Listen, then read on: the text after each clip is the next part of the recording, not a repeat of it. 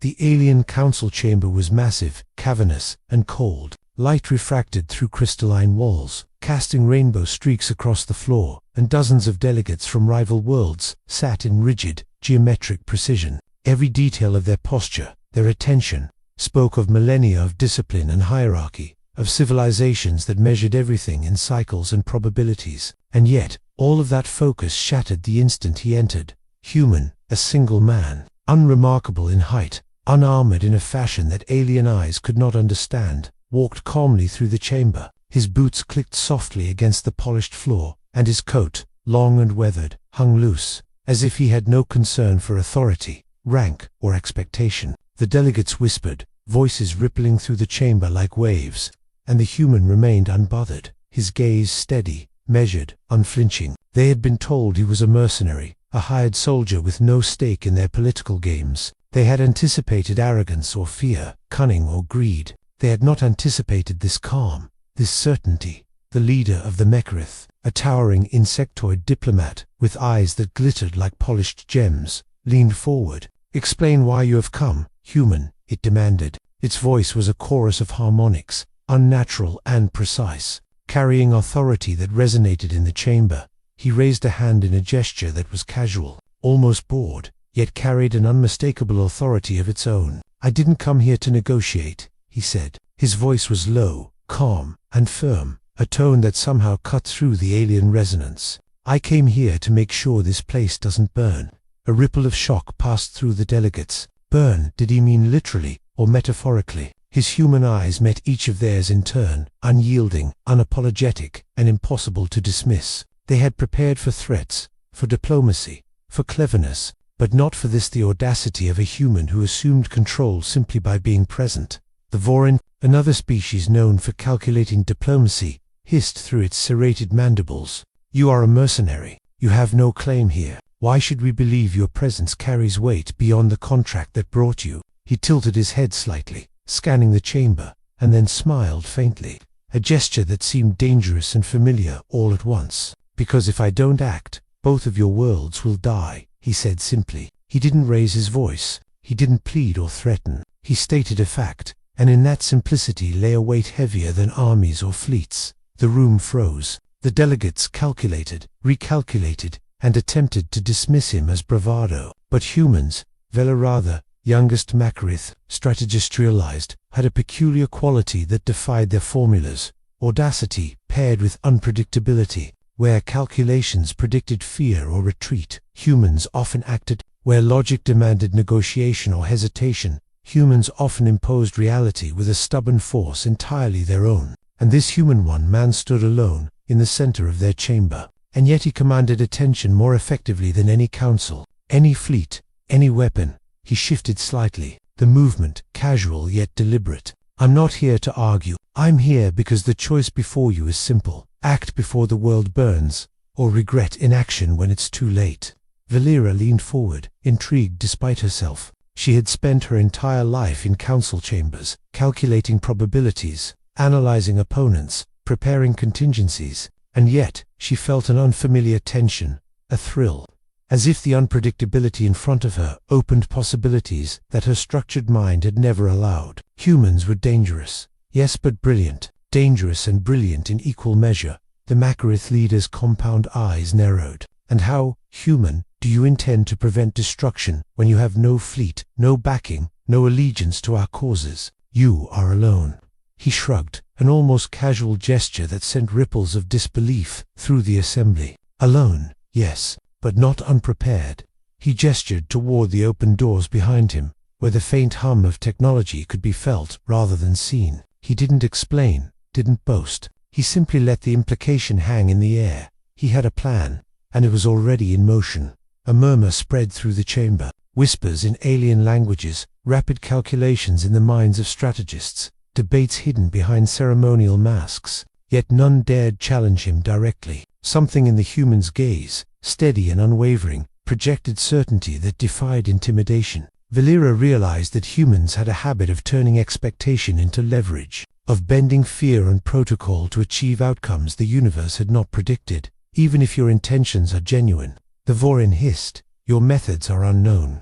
We cannot place the fate of our worlds in the hands of an unknown quantity. Your reputation as a mercenary is all we have." He chuckled softly, a low sound that seemed entirely human and entirely incongruous in the solemn chamber. "Then consider this my reputation," he said, eyes glinting. "I stand here where no one else would. I've survived worse than this. I've faced fleets larger than the sum of your two worlds, and lived, and now, if I'm wrong, I'll die trying. If I'm right, I'll save lives you don't even know are at risk. That's my method. Take it or leave it."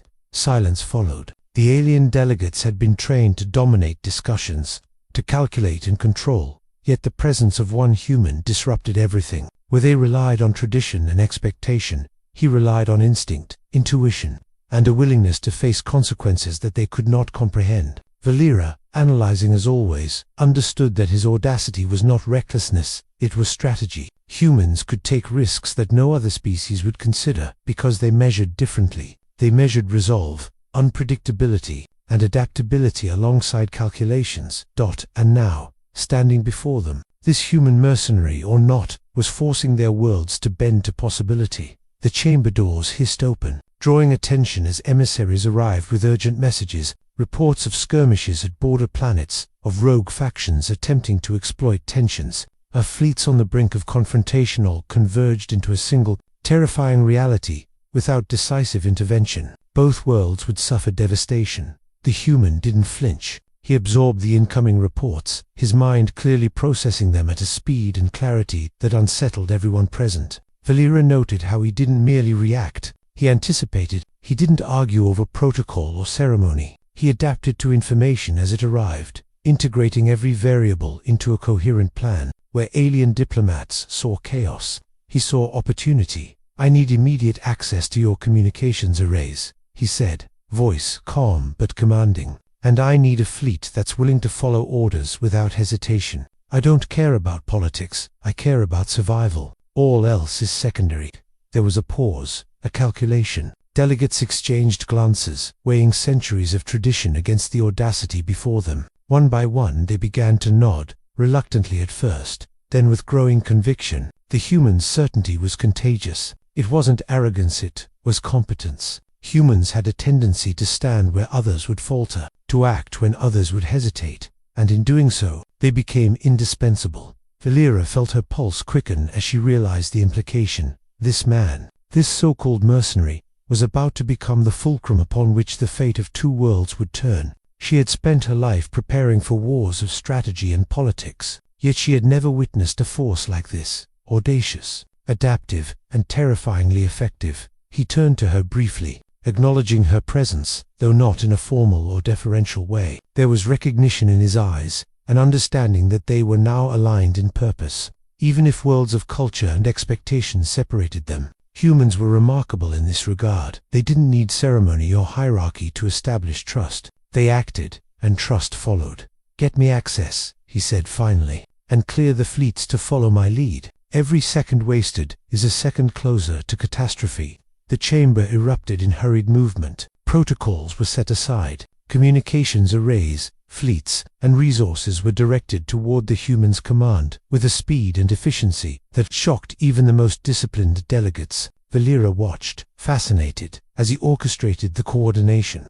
His mind a symphony of strategy, timing, and instinct. For hours, the council worked under his guidance. Valera found herself side by side with him, realizing that humans had a habit of exposing the inadequacies of others, not through arrogance, but through action. Where she had prepared for months, he adapted in moments. Where the council had debated endlessly, he executed decisively, and the results were undeniable. Alliances held, rogue factions neutralized, and a coordinated strategy began to emerge, one that no single species present could have produced alone. As night fell over the alien worlds, the human remained at the center of activity, calm, unshaken, commanding without demanding. Valera realized she had never truly understood the nature of fearlessness until this moment. Humans, she concluded, measured danger differently. They didn't deny it, they didn't paralyze under it, they acted. And in action, they became extraordinary. By the time the first planetary skirmishes began, it was clear the human was no mere mercenary. He was the fulcrum upon which the survival of multiple civilizations now rested, and though the delegates whispered doubts and debated risks, they followed his lead, because he had demonstrated what humans always did best: audacity tempered by competence, unpredictability harnessed into effectiveness, and courage that reshaped expectation itself. Watching him issue orders, coordinate fleets, and anticipate enemy movements, felt a profound realization settle in her chest. This was the essence of humanity. They were extraordinary, not because of technology, not because of numbers, but because of their willingness to stand, to act, and to survive where others would falter. And as the first signs of victory began to materialize, small but undeniably, she understood the truth. They had underestimated him, as all civilizations underestimated humans. They had thought him a mercenary. They had thought him expendable. But he had already proven, in mere hours, that humans were forces beyond expectation, capable of standing between worlds and altering the fate of the galaxy with nothing more than audacity, skill, and resolve. Valeera looked at him, standing tall amidst chaos, and for the first time, she felt not doubt, but certainty. This human would survive, and in his survival, he would change everything. The first planetary skirmishes began at dawn, though in the void, dawn was merely the slow, imperceptible rotation of planets and the shifting angles of orbital light. The human moved with a quiet intensity that seemed at odds with the chaos surrounding him. Ships from both worlds, the Makarith and the Voron, coordinated under his command, not out of obedience alone, but because they recognized competence when they saw it. And competence, Valeera realized, was magnetic. Humans had a way of demanding trust simply by demonstrating it themselves. Reports poured in from multiple fronts. Rogue factions, long poised to exploit the fragile tension between the two civilizations, that tempted daring strikes on border colonies. Each attack was anticipated before it could gain traction. Valeera watched the humans scan the reports, eyes flicking across holographic projections, adjusting resources, redirecting fleets with the speed of thought. "Divide and flank," he said softly, not to a subordinate, but aloud in a way that carried authority across the command deck. "We contain the threat, minimize collateral, and cut their reinforcements off. Timing is everything." Ships moved in flawless synchrony, reacting to directives before the enemy could even process the threat. Valeera's mind, trained for precision and calculation, struggled to follow the human's pace, yet the results were undeniable. Within hours, multiple insurgent forces were neutralized without major loss of life. Humans, she realized, measured effectiveness differently. They prioritized outcomes over procedure, adaptability over tradition, audacity over calculation. Where her people relied on protocol and probability, humans relied on intuition, and it worked. The enemy, sensing their advantage slipping away, escalated their attacks. Small strike craft harassed the planetary defenses, while larger vessels attempted to blockade supply lines. The human anticipated each maneuver, countering with minimal losses. He didn't command as one would command a soldier. He orchestrated as one would conduct a symphony. Every movement, every adjustment, seemed instinctive, yet it was far from chaotic. There was purpose, precision, and an unpredictability that confounded the alien fleets. Valeera noted the subtle changes in the alien officers around her. Where once there had been skepticism, now there was awe. Where hesitation had lingered, now there was action. The human's presence reshaped their perception of risk and possibility. He stood between their worlds, a single point of audacious control, and yet he seemed entirely untethered by fear or consequence. Hours blurred into days. The human slept little, ate even less, yet his clarity never faltered. Valeera, assisting with tactical coordination, began to understand why. Humans, she realized, were resilient in ways alien species often were not. Their capacity for improvisation, for rapid adaptation, allowed them to operate at levels of intensity that defied expectation. Where the Makarith and the Voron relied on layers of protocol, he relied on instinct honed by experience, intuition sharpened by necessity.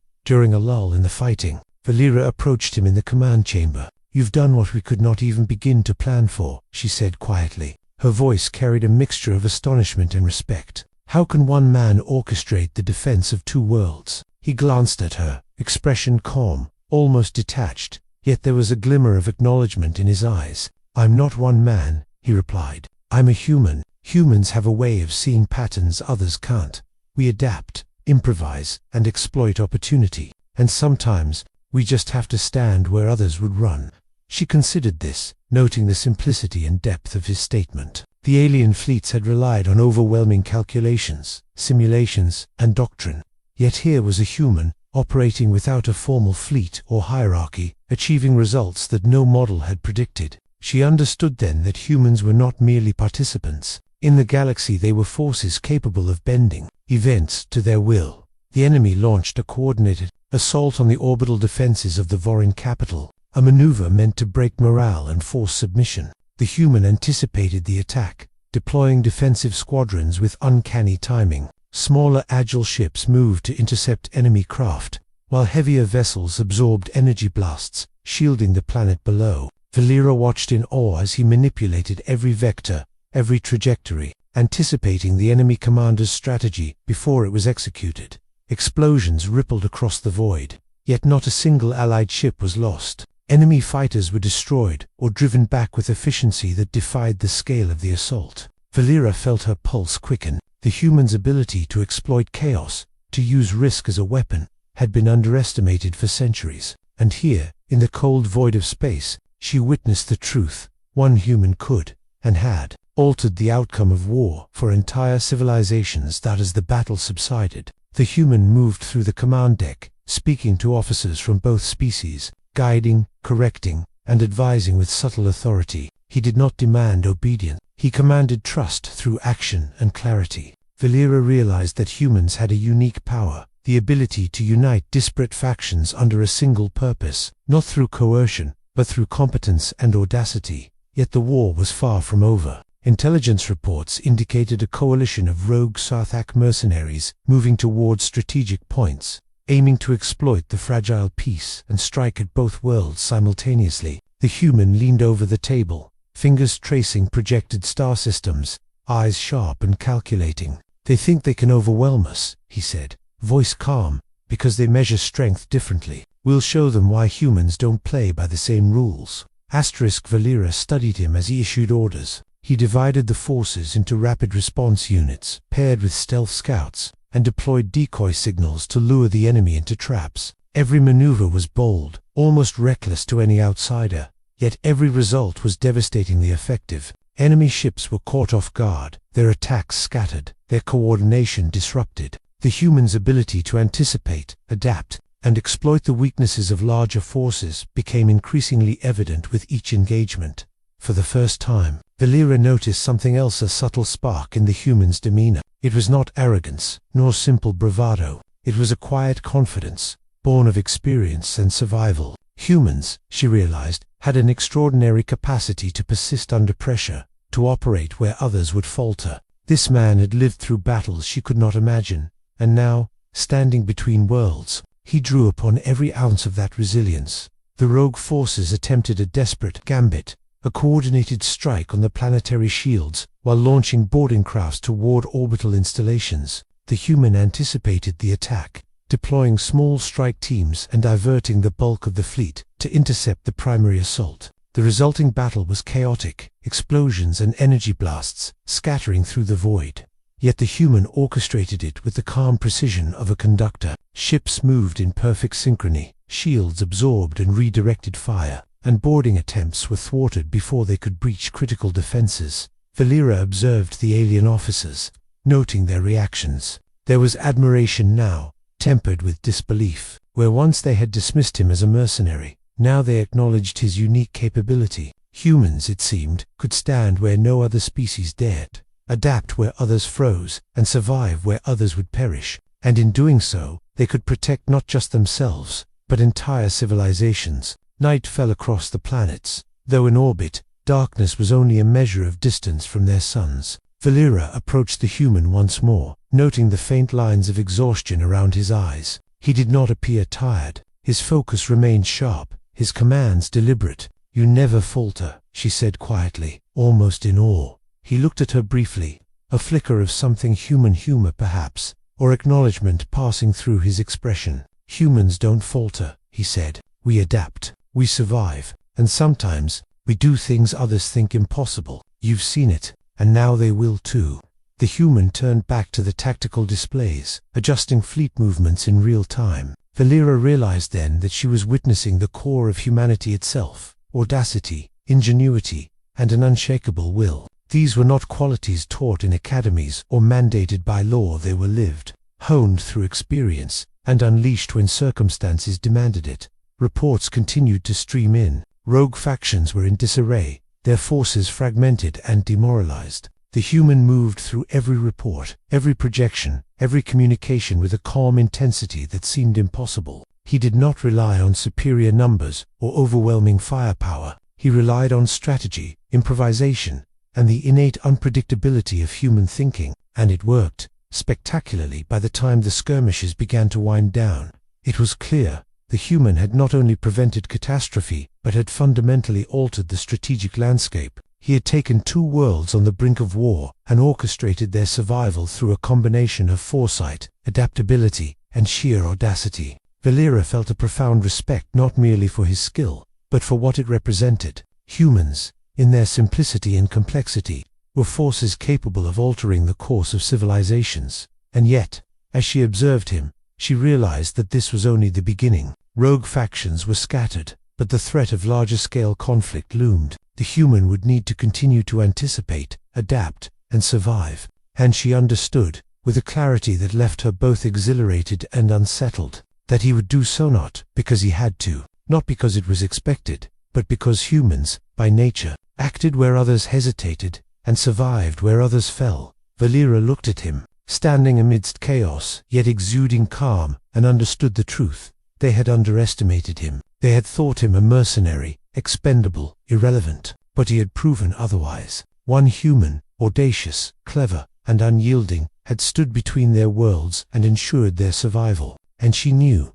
deep in her core, that this human, this one man, was only the beginning of what humans could achieve. The stars outside the observation deck glimmered silently, indifferent to politics and wars, yet Valera felt a strange kinship with the human beside her. They shared a purpose, a vision, and a trust forged in the crucible of crisis. Humans had demonstrated that courage, ingenuity, and audacity could redefine expectation itself. And standing there, she understood with perfect clarity, he would survive, and in doing so, he would reshape the destiny of their worlds. The human's reputation, though still officially mercenary, had spread through both worlds like wildfire. Stories of his audacity, his precise intuition, and the inexplicable ability to anticipate enemy movements reached every command center, every fleet, and even civilian quarters. Valera watched as officers from both species adjusted their plans and strategies to accommodate him, some with awe, others with reluctance, yet all acknowledging the truth they could not deny. One human, standing between their worlds, was changing the rules entirely. The rogue Sarthok mercenaries had gathered strength again. Sensing the vulnerability in the aftermath of the skirmishes, their commanders were clever, experienced in exploiting unpredictability, and arrogant in believing that humans could be dismissed. They underestimated the audacity of a species unshackled by expectation, unaware that humans thrived precisely in circumstances where others faltered. The stage was set for a confrontation larger than any previous engagement, and Valera felt a mix of anticipation and trepidation. The humans' methods defied protocol, and yet they had worked brilliantly. But could they withstand the calculated ferocity of a truly desperate enemy? Reports streamed in from forward scouts. The Sarthak had mobilized a fleet with combined strike forces, moving to cut off planetary supply lines and intercept critical convoys. They assumed superior numbers would overwhelm the defenders. They assumed humans would adhere to expectation. They assumed wrong. The human, calm and unflinching, began orchestrating defensive arrays across multiple star systems simultaneously. Valera observed him with fascination and awe. He did not delegate entirely. He involved himself in each decision, adjusting on the fly as new intelligence arrived. Predicting enemy maneuvers with uncanny precision, he moved through the command deck with a quiet authority, issuing directives that balanced aggression with subtlety, risk with opportunity. Valera noted how he seemed to anticipate not just actions, but reactions, allied and environmental alike. Every fleet maneuver, every defensive position, every diversionary tactic was interwoven into a single, cohesive strategy. To outsiders, it might have looked chaotic. To Valera, trained in both mathematics and warfare. It was a symphony of audacity and calculation that only a human could conduct. The first engagement began with light skirmishes along the outskirts of planetary orbits. Rogue Sarthak fighters attempted to harass human positions, but they were met with calculated counters, traps, and feints. The human had anticipated these moves, placing rapid response units in positions the enemy could not predict. Fleets moved like water around obstacles, striking precisely and then retreating before retaliation could be coordinated. Valera could see the enemy's frustration building, their cohesion faltering, and yet the human's calm remained unshaken. He had not come merely to repel attacks. He had come to shape the battlefield itself. Valera watched as he utilized gravitational anomalies, asteroid fields, and radiation belts to create zones of advantage, forcing enemy ships into positions where even superior numbers became a liability. His understanding of tactics transcended conventional thinking. It was intuitive, adaptive, and relentlessly effective. Hours stretched into cycles of unrelenting conflict. The Sarthok fleet adapted, attempting more sophisticated maneuvers. Yet the human anticipated each strategy before it could fully materialize. Valera observed the subtle changes in his calculations, the way he modified the defensive grid the way he coordinated allied fleets across multiple systems with nothing more than voice commands and brief gestures toward holographic displays. Humans, she realized, had a remarkable capacity for managing complexity under pressure, seeing patterns and opportunities that others could not. Then came the first true test, a concentrated Sarthok strike aimed at a heavily populated colony, intended to draw the human into a trap. The human did not hesitate. He deployed decoy vessels, created phantom signals, and used the planet's natural orbital characteristics to channel enemy forces into ambushes. Valera watched in amazement as enemy dreadnoughts collided with gravitational distortions and automated countermeasures, losing cohesion and firepower before they even reached the colony. Civilians were evacuated with precision, infrastructure shielded, and losses minimized, all orchestrated by a human who seemed to operate on instinct and experience rather than doctrine. The Sarthak commander, a calculating and ruthless figure, began to understand that conventional tactics would not suffice. He launched a simultaneous three-pronged assault, hoping to overwhelm the human's coordination. But the human, unfazed, divided his forces with audacious efficiency, allocating fewer ships to lure and distract, while concentrating the true strike forces at critical points of weakness. Valera's mind struggled to keep up with the layers of strategy unfolding before her. Every maneuver was risky, almost reckless, yet executed flawlessly. She realized that this was humanity's unique strength, a willingness to take calculated risks that others would avoid. Combined with an unflinching capacity to adapt in the moment, humans thrived in chaos, shaping it to their advantage. And this one man was the embodiment of that principle. The battle escalated, fleets clashed in orbit, energy blasts illuminating the void, and yet the human maintained control,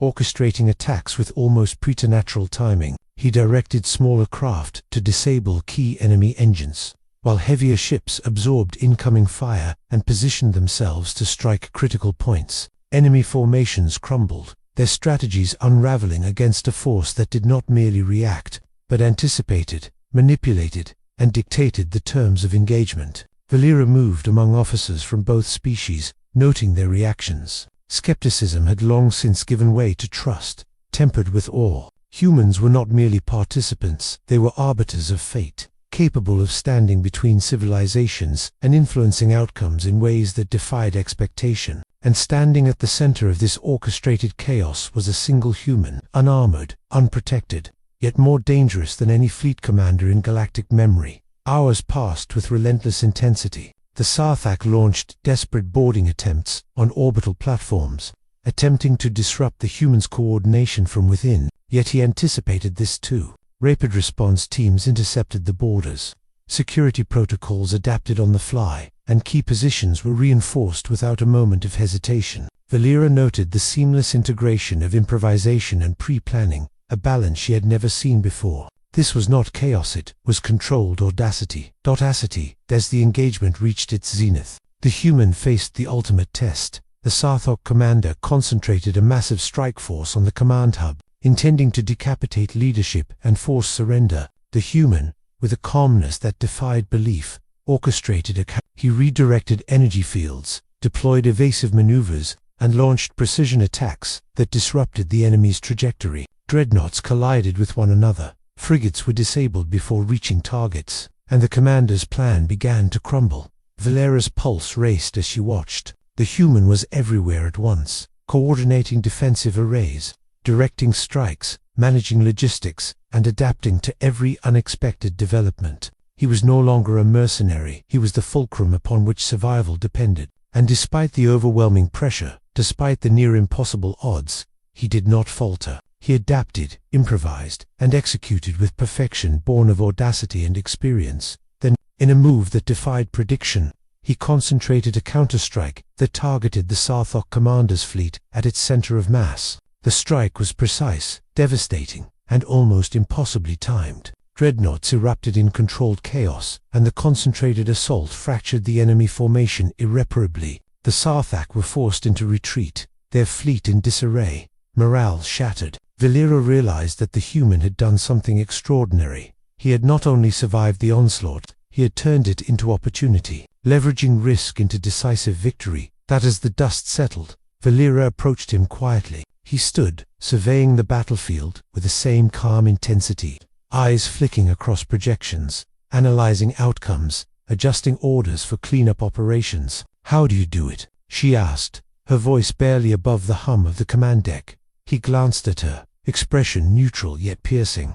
"I don't do it alone," he said. "I act. Humans act when others hesitate. We take risks others won't, and we survive. That's the difference." Valera understood, in that moment, the essence of humanity: audacity, ingenuity, and the willingness to face overwhelming odds with clarity and courage. She had spent centuries in calculated diplomacy, strategy, and planning, yet she had never witnessed a force like this, a single human standing between two worlds and surviving where others would fail. As fleets regrouped and casualties were minimized, the human coordinated relief, recovery, and reinforcement efforts. Civilians were evacuated, supply lines secured, and rogue factions neutralized. His presence ensured not just survival, but the preservation of both civilizations, infrastructure, and morale. Valera realized then that humans were not only capable of extraordinary feats, they were catalysts for survival and change on a scale that civilizations had never anticipated. By the end of the cycle, the battle was over. The Sarthok had retreated, their forces scattered and demoralized. Both worlds were safe, but more importantly, a precedent had been set. Humans, unpredictable and audacious, could stand between civilizations and determine outcomes that no one else could. Valera looked at him, standing amidst the calm after the storm, and felt a profound respect, and a flicker of something deeper understanding that this human was extraordinary, not because of technology or numbers, but because of audacity, adaptability, and courage. He had survived where others would have fallen, and in doing so, he had changed the course of history for two entire worlds. The stars outside the observation deck shimmered silently, indifferent to politics, wars, or empires. Yet within the human's presence, they seemed almost to bend to possibility. Valera realized then that they had underestimated him, as all civilizations underestimated humans. They had thought him a mercenary, a single man, expendable. But he had proven otherwise. Humans stood where others would falter. Humans survived where others perished. And one human, audacious, clever, and unyielding, had just altered the destiny of two worlds. The Sarthak remnants had fled into the uncharted sectors, their fleet fractured, their morale shattered, and their arrogance thoroughly humbled. The human, though still officially labeled a mercenary, moved through the command deck with a calm authority that made the term meaningless. Valera observed him from the bridge, marveling at the quiet power he exuded. He did not boast. He did not demand recognition. Yet in every gesture, in every calculated movement, there was certainty, competence, and the unmistakable aura of someone who had not just survived, but had altered the course of history.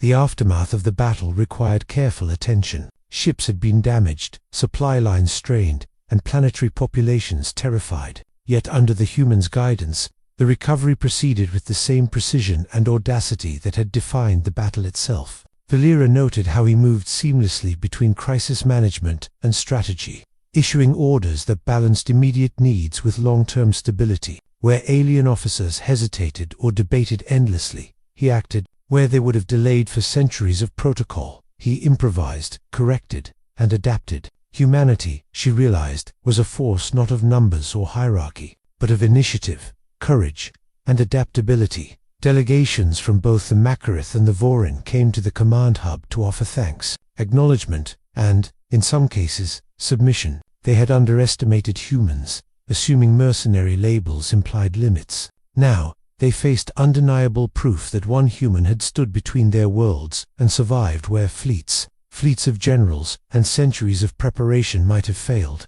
Valera watched the interactions closely. Even the most arrogant of alien commanders could not hide their awe. Respect, grudging or otherwise, was inevitable when humans demonstrated the audacity to reshape reality itself. The human did not seek accolades. He accepted their recognition with quiet dignity, a slight nod or casual word, never elevating himself above the practical work at hand. Yet every motion he made reinforced a simple, terrifying truth. Humans were extraordinary not because of circumstance, but because they chose to act where others would hesitate, and because their courage was amplified by ingenuity, adaptability, and the refusal to be constrained by expectation. Reports of the enemy's retreat trickled in from distant systems. The Sarthak had attempted to regroup, but without leadership and coordination, they were nothing more than scattered marauders. The human, recognizing the opportunity, directed pursuit missions, not for vengeance, but for strategic advantage.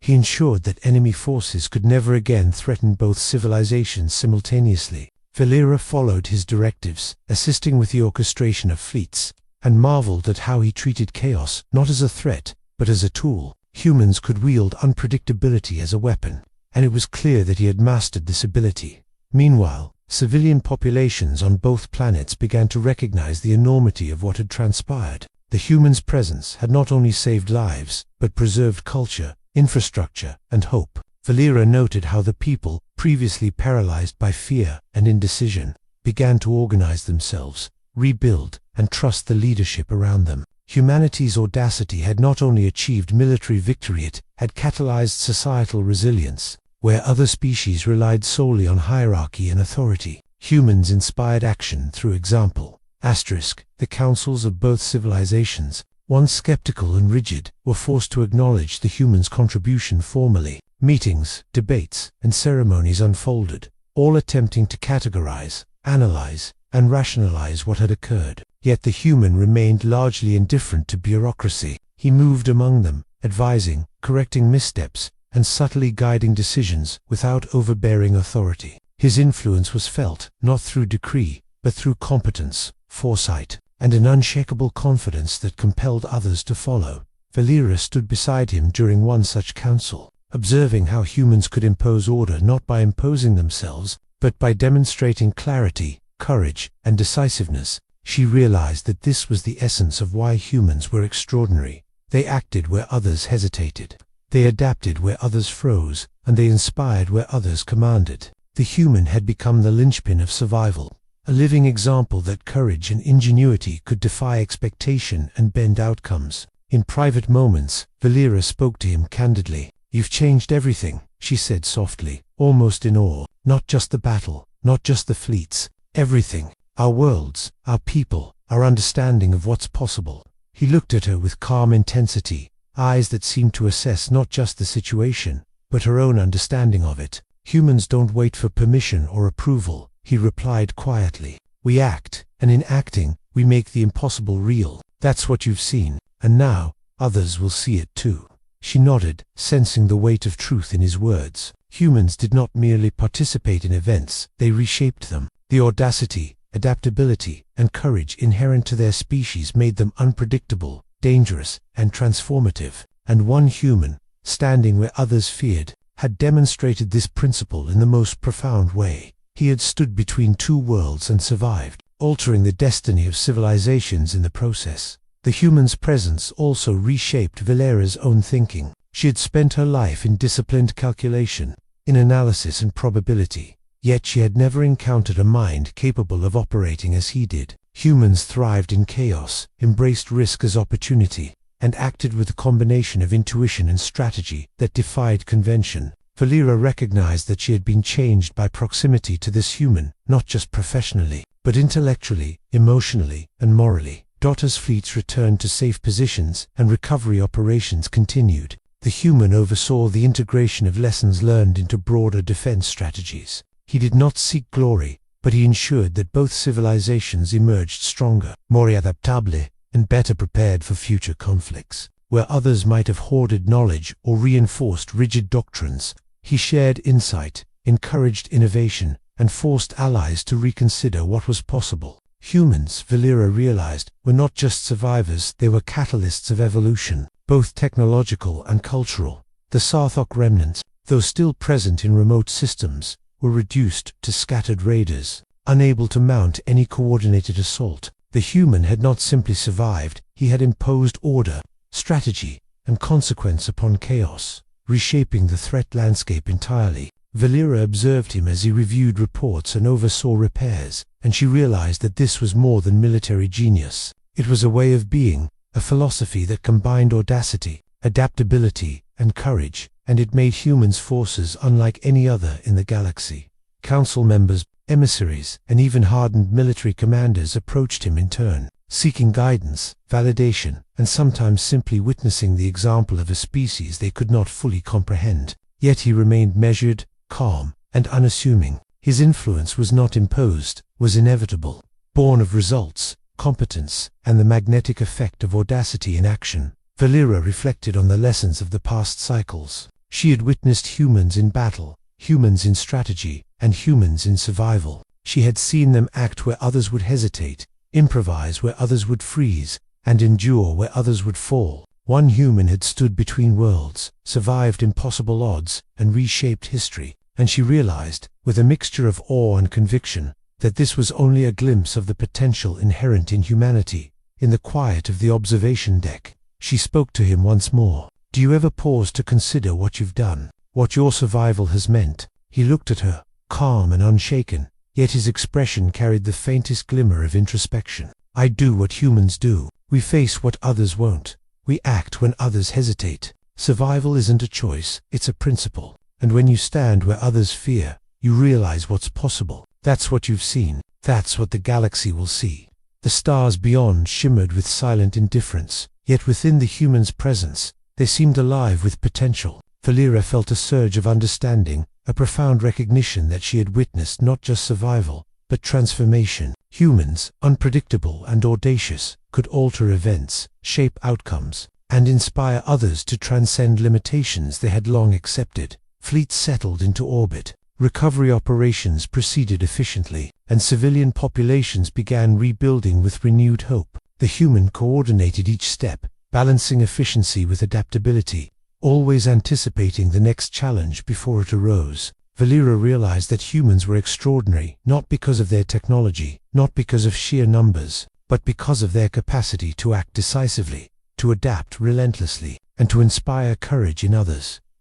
Their fleets scattered and morale broken, sent envoys in hopes of negotiating peace. The human, calm and measured, guided the discussions with the same strategic brilliance he had demonstrated in battle. He ensured that any agreement preserved stability, reinforced alliances, and communicated a simple but undeniable message. Humans were not merely participants, they were arbiters of consequence, capable of reshaping the fate of worlds. Valera watched the negotiations, noting how even the most skeptical delegates deferred to his judgment. They had misjudged him, underestimated him, and now they were compelled to recognize that humans could stand between civilizations and survive, even thrive, in circumstances that would have destroyed others. In the aftermath, Valera reflected on the scope of what had occurred. The human had begun as a mercenary, a hired soldier, a single man standing between worlds. Through audacity, ingenuity, and courage, he had orchestrated defense, survival, and recovery, altering the strategic and political landscape of multiple civilizations. He had demonstrated the essence of humanity, the willingness to act where others would hesitate, the capacity to adapt under pressure, and the courage to survive when odds were impossible. Standing beside him on the observation deck, she felt a sense of awe and certainty. Humans were forces unlike any other in the galaxy. They were catalysts of survival and change, capable of bending events to their will. And one human had proven this in action, standing between worlds, surviving, and ensuring the preservation of civilizations that had long underestimated his species. The human turned to her, eyes calm yet piercing, and offered a faint smile. "This is what humans do," he said simply. "We act, we survive, and when the universe expects us to fail, we show them what's possible." Valera nodded, understanding fully. They had underestimated him. They had thought him a mercenary, expendable and insignificant. But he had proven otherwise. One human, audacious, clever, and unyielding, had stood between worlds and survived. And in doing so, he had reshaped history, influenced civilizations, and revealed the extraordinary potential of his species. The stars outside stretched endlessly, silent witnesses to events that had altered the course of history. Within that silence, Valera recognized a profound truth. Humanity, unpredictable and brilliant, could survive anything, adapt to any challenge, and stand where others would fall. And standing beside one such human, she understood that the galaxy would never be the same. The human had done what no one else could. He had stood between their worlds and survived. And through his actions, he had demonstrated the audacity, ingenuity, and courage that defined humans, their true and enduring power.